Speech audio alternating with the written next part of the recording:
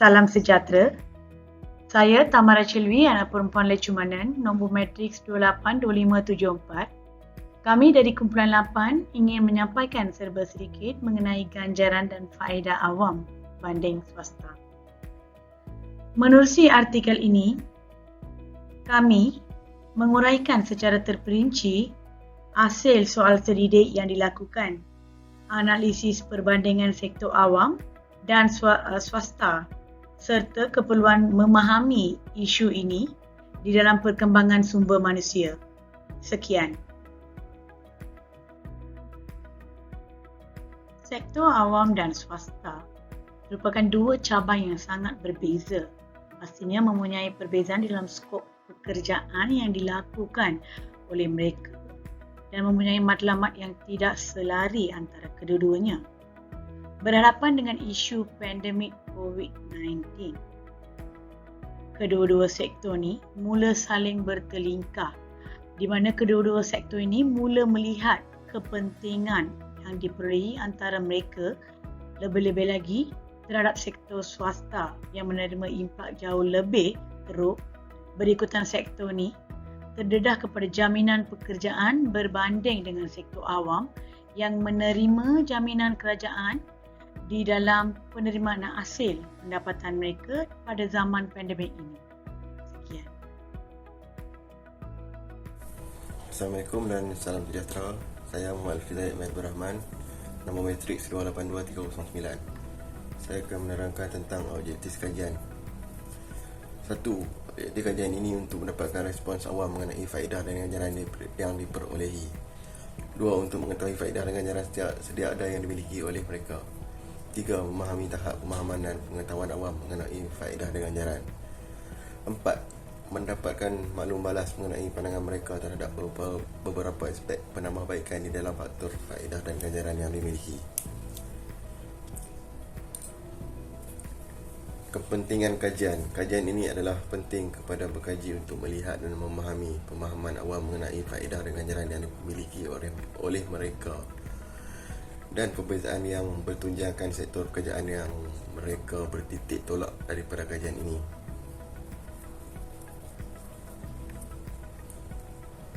Pengkaji dapat menguraikan secara lebih terperinci lagi mengenai perbandingan sektor awam dan sektor swasta, dan secara tidak langsung ianya membantu di dalam memberikan perkongsian ilmiah kepada kedua-dua belah pihak. Pandangan kajian. Soal terdidik yang dijalankan adalah bertujuan untuk memahami dan melihat perspektif dari sudut ganjaran dan faedah yang diterima dan difahami oleh kajian kedua-dua sektor. Sekian, terima kasih. Assalamualaikum warahmatullahi wabarakatuh. Nama saya Ahmad Syarifuddin bin Yusuf, nombor matrik 282120. Okey, sekarang saya akan membentangkan mengenai perbandingan organisasi awam dan swasta. Okey, persamaan dan perbezaan kedua-dua organisasi telah dianalisis berdasarkan konsep asas organisasi yang tertentu merangkumi matlamat, barangan dan perkhidmatan, pemilikan sumber, struktur dan reka bentuk organisasi, kepimpinan dan pengurusan membuat keputusan dan budaya organisasi.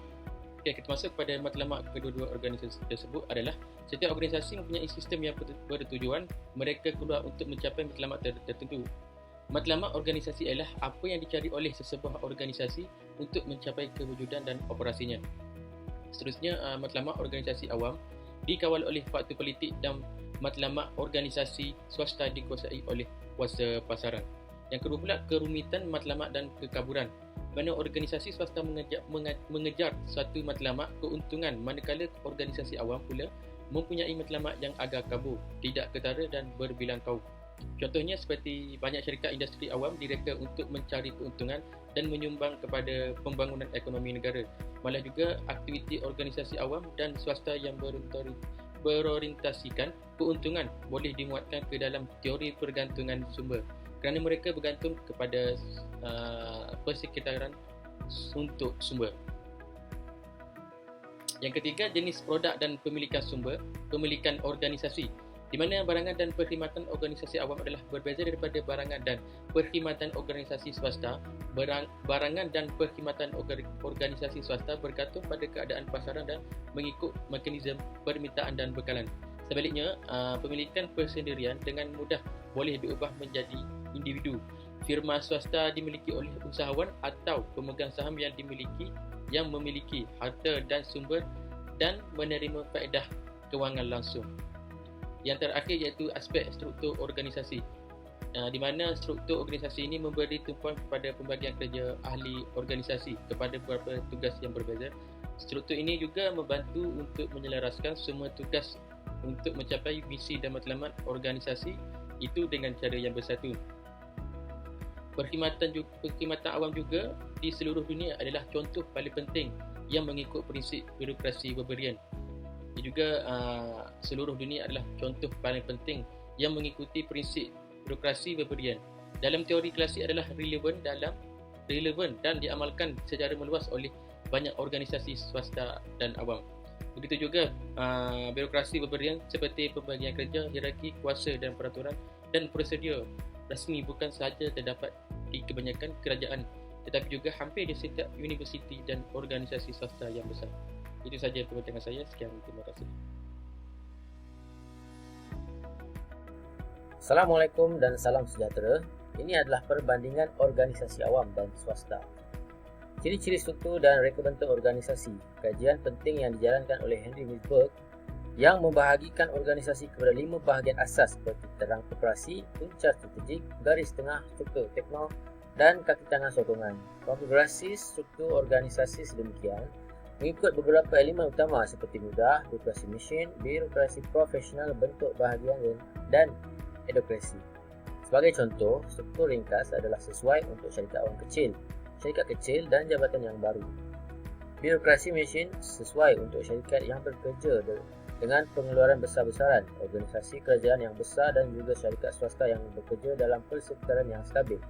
Birokrasi profesional sesuai untuk syarikat swasta atau organisasi awam yang bekerja dalam persekitaran yang kompleks dan stabil. Pengkategorian struktur berpengaruh Milberg jelas menunjukkan bahawa kedua-dua organisasi awam dan swasta sering berkongsi bentuk struktur yang sama dalam operasi harian mereka. Ini adalah budaya organisasi. Budaya ialah satu set nilai membimbing kepercayaan, kefahaman dan cara berfikir yang dikongsi bersama oleh ahli sebuah organisasi dan diajar kepada ahli yang baru sebagai cara yang betul untuk berfikir, merasa dan berkelakuan.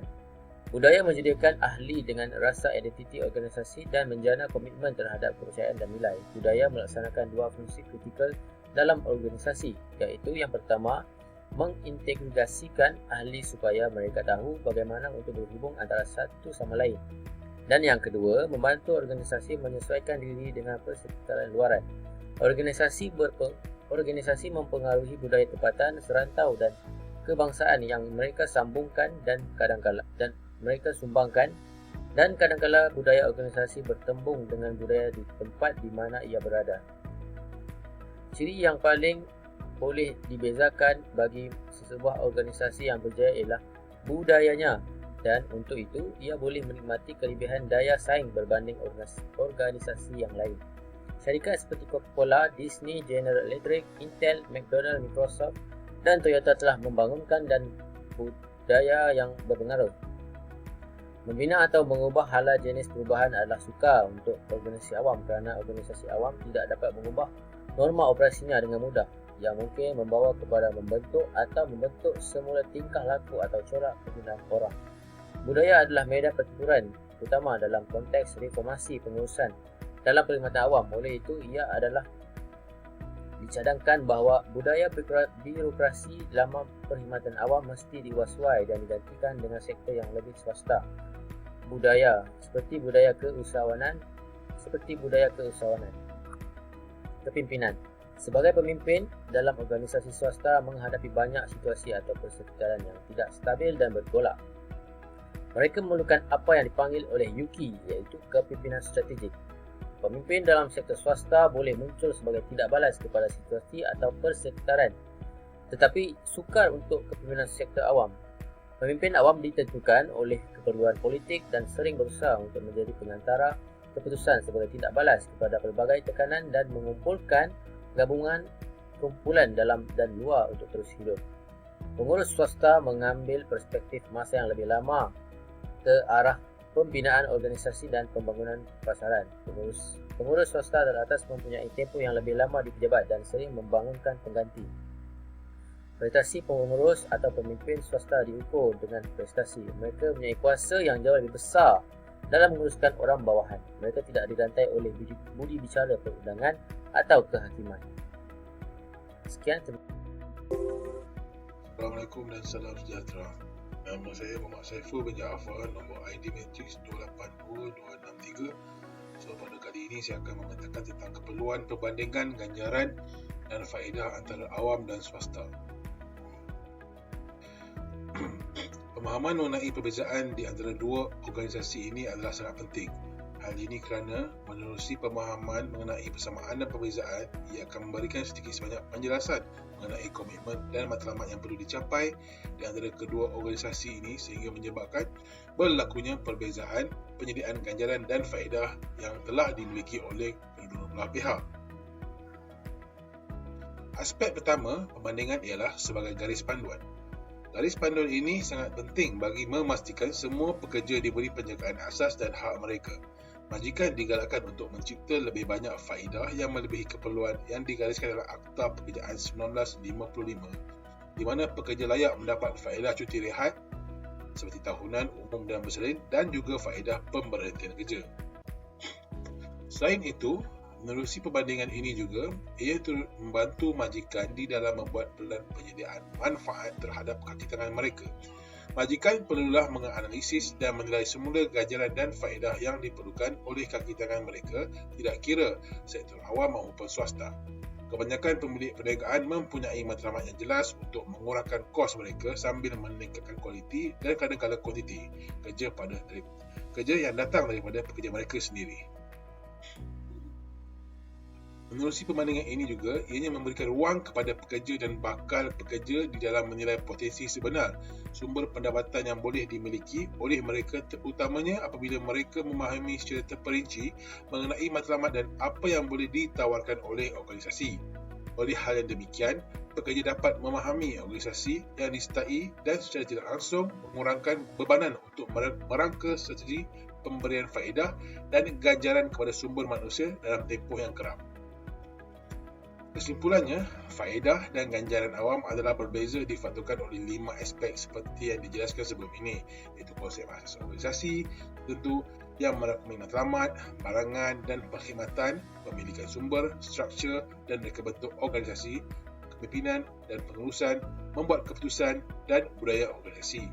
Sebagai pengurusan cemerlang, seharusnya mereka menjelaskan secara terperinci perbezaan yang diperolehi oleh mereka dan kesedaran yang perlu dimiliki oleh kesemua kaki tangan terhadap perbezaan besar yang ada di hadapan mereka, sama ada sektor awam ataupun swasta.